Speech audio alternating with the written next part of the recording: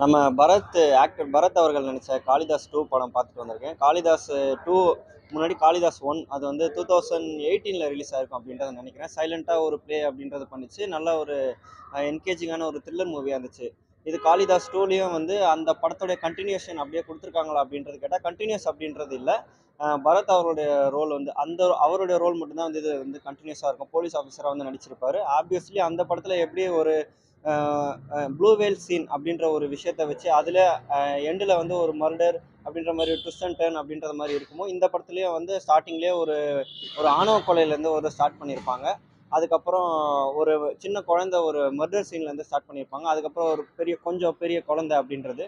இந்த படத்துடைய one line story என்னன்றதை நான் ஷார்ட் அண்ட் ஸ்வீட்டாக வந்து சொல்லிடுறேன். இந்த மண்ணில் வந்து எந்த குழந்தையும் பிறக்கையிலே நல்ல குழந்தை தான். அந்த குழந்தை வந்து நல்லவராவதும் தீயவராவதும் பெற்றோர்களின் வளர்ப்பினிலே அதுதான் வந்து இந்த படத்துடைய ஒன்லைன் ஸ்டோரி அப்படின்றது படம் பார்க்கும்போது அப்படின்றது வந்து புரியும். பரத் அவருடைய படம் வந்து நம்ம தமிழ்நாட்டு ஆடியன்ஸை பொறுத்த வரைக்கும் நம்ம அவரை வந்து ரொம்பவே வந்து அண்ட்ரேட் பண்ணிடுறோம். காரணம் ஏன்னா அவர் நிறைய பேருக்கு தெரியாது. 25 படங்களுக்கு மேலே அவர் வந்து நடித்தவர். இது நிறைய பேருக்கு அப்படின்றது தெரியாது. அது மட்டும் இல்லாமல் ரொம்பவே வந்து சூப்பராக டான்ஸ் ஆடக்கூடியவர். இந்த படத்தை வந்து ஃபேமிலியாக வந்து கண்டிப்பாக பாருங்கள். கொஞ்சம் கூட வந்து முகம் சுளிக்கிற மாதிரியோ இல்லை அடல்ட் கண்டென்ட்டோ இல்லை வந்து ட்ரங்க் சீனோ இல்லை வந்து போதைக்கு அடிமையாகிற சீனோ அப்படின்ற மாதிரிலாம் இந்த படத்தில் பெரும்பாலும் இல்லை. அந்த போதை அப்படின்ற ஒரு விஷயத்தில் இப்போ ரீசெண்டாக நம்ம தமிழ்நாட்டில் வந்து நிறைய போதை விஷயத்தில் பெண்களுக்கு வந்து நிறைய பாலியல் வன்கொடுமை, அப்புறம் வந்து பாலியல் தொல்லைகள் அப்படின்ற மாதிரிலாம் விஷயங்கள்லாம் போயிட்டுருக்கு. அந்த அந்த சீன்ஸையும் வந்து இந்த படத்தில் ஒரு ரொம்ப அழுத்தமாக வந்து சொல்லலை, மேலோட்டமாக வந்து சொல்லியிருப்பாங்க. இந்த படத்துடைய முக்கியமான ரோல் யார் யார் பண்ணியிருப்பாங்க அப்படின்னா, பரத் தான் இந்த படத்துடைய ஹீரோ. இன்னொன்று வந்து பூவே உனக்காக விஜய்க்கு ஜோடியாக நடித்த சங்கீதா அவர்கள் வந்து இந்த படத்தில் முக்கியமான ஒரு ரோல் வந்து பண்ணியிருப்பாங்க. நம்ம இந்த படத்தில் இவங்க தான் வில்லன் எப்போதும் போல மாதிரி ஒரு த்ரில்லர் மூவிக்கு இவங்க தான் வில்லன் ஃபர்ஸ்ட் ஹாஃப்ல காமிப்பாங்க. அதுக்கப்புறம் செகண்ட் ஹாஃப்ல வேற ஒருத்தவங்க வில்லனாக இருப்பாங்க. அதே மாதிரி தான் இந்த படத்துலையும். இது வந்து வில்லன் ரோல் அப்படின்ற மாதிரி ஒன்று சொல்லிட முடியாது. இந்த படம் நீங்க பார்க்கும்போது எண்டுல புரியும்னு நினைக்கிறேன். ஸ்டார்ட்டிங்ல நான் சொன்ன மாரி ஒரு ஒன்லைன் அப்படின்றது ஒண்ணு சொன்னேன் இல்லையா? அதுதான் இந்த படத்துடைய கதை. அதுதான் இந்த படத்துடைய எண்டுல வந்து புரியும். இந்த படத்துடைய மார்க் அப்படின்றது 10க்கு நான் ஒரு 8 அப்படின்றத தருவேன். ஆ மறுபடியும் சொல்றேன். பரத் அவர்கள வந்து நெறைய டைரக்டர்ஸ் வந்து யூஸ் பண்ணிக்கோங்க. ரஞ்சித் அவர்கள் யூஸ் பண்ணிக்கோங்க. மாரி செல்வராஜ் யூஸ் பண்ணிக்கோங்க. வெற்றிமாறன் யூஸ் பண்ணிக்கோங்க.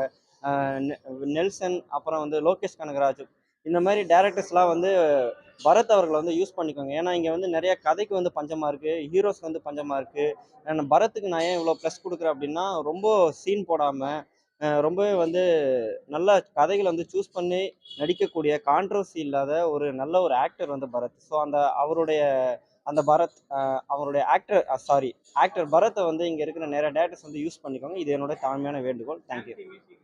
ஆ மறந்துட்டேன் நான். இவ்வளோ இந்த படத்தை பற்றி இவ்வளோ பேசின பேச்சுக்கு வந்து மியூசிக் டைரக்டர் வந்து சொல்லணும். த்ரில்லர் மூவியில் மோஸ்ட்லி வந்து அடிஷ்னலாக யார் அதிகமாக உழைப்பை கொடுக்கணும் அப்படின்னா வந்து மியூசிக் டைரக்டர். ஸோ சாம் சிஎஸ் அவருடைய மியூசிக் வந்து ரொம்பவே வந்து சூப்பராக இருக்குது. சாம் சிஎஸ் மியூசிக் யாருன்னா வந்து நம்ம கைதி படத்து மூலிமா நம்ம என்கேஜாக வச்சுருந்த அந்த மியூசிக் டைரக்டர் தான். அவருடைய மியூசிக் வந்து இந்த படத்துக்கு ரொம்ப ப்ளஸ்.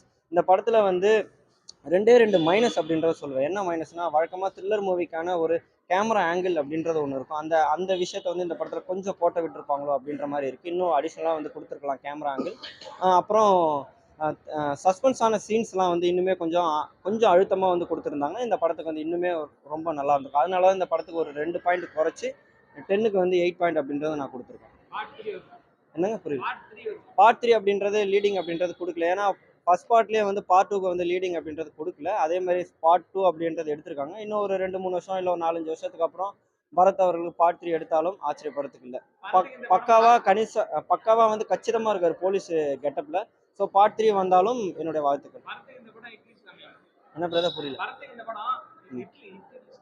ஹிட்லிஸ்ட்ல கண்டிப்பா அமையும். நம்ம தான் வந்து படம் வந்து எந்த இடத்துலையுமே வந்து போர் அடிக்கவே இல்லை. அதுவும் ஃபர்ஸ்ட் ஹாஃப்லாம் வந்து ரொம்ப என்கேஜிங்கா ஃபர்ஸ்ட் ஹாஃப் ஆரம்பிச்சதும் தெரியல, இன்டர்வல் போனதுமே தெரியல. அந்த அளவுக்கு வந்து ஸ்பீடா இருந்துச்சு. ஸோ நம்ம தான் பரத்தை தேவையில்லாம ஒரு அன்ரேட்டட் லிஸ்ட்ல அப்படின்றத வைக்கிறோம். ஃபேமிலி ஆடியன்ஸும் சரி, இப்போ இருக்கிற 2K கிட்ஸ், ஜென்சி கிட்ஸும் சரி, பரத் அவருடைய மூவியை வந்து வந்து சப்போர்ட் பண்ணி நீங்கள் எல்லாரும் வாட்ச் பண்ணணும் அப்படின்றது என்னோட தாழ்மையான வேண்டுகோள்.